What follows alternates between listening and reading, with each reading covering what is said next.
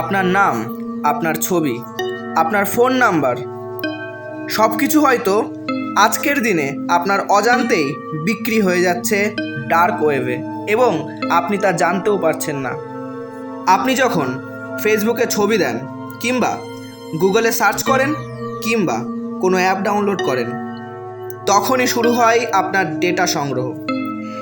এমনকি আপনি কি পছন্দ করেন, কোথায় যান, কাদের সাথে কথা বলেন, সব কিছু একটা বিশাল ডেটা মার্কেটে জমা হয় এবং যা পরবর্তীতে আপনার বিপদে সঞ্চালিত হয়।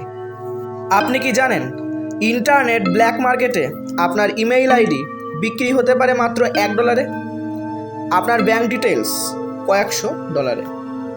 আরও ভয়ঙ্কর ব্যাপার হলো আপনার প্রোফাইল পিকচারও ব্যবহার করা হয় ফেক অ্যাকাউন্ট বা প্রতারণার জন্য অন্য কারোর অ্যাকাউন্টে। সবার মনে একটাই প্রশ্ন আসবে, ডেটা কেনে কোন কোম্পানি? হ্যাঁ, ডেটা কেনে বিজ্ঞাপন কোম্পানি, হ্যাকার, প্রতারক চক্র, এমনকি রাজনৈতিক সংগঠনও। কারণ data is the new well. যাদের কাছে ডেটা আছে তাদের কাছে ক্ষমতা আছে। তারা এক মুহূর্তের মাধ্যমে সব কিছু বদলে দিতে পারে। এবার প্রশ্ন হতে পারে, আপনার ডেটা কোথায় যাচ্ছে এবং কিভাবে যাচ্ছে? তাহলে শুনুন, হাজারো ডেটা ব্রোকার আছে যারা আপনার ডেটা সংগ্রহ করে অন্যদের কাছে বিক্রি করে। এমনকি আপনি কাকে লাইক দেন, কতক্ষণ কোন ভিডিও দেখেন, তাও বিক্রি হয়। এখন হয়তো আপনাদের মনে প্রশ্ন আসতে পারে, তাহলে কি সব শেষ? না, সব শেষ নয়। প্রাইভেসি সেটিংস ঠিক করুন, সন্দেহজনক অ্যাপ ইনস্টল করবেন না, ভিপিএন ব্যবহার করুন, আর সবসময় সতর্ক থাকুন।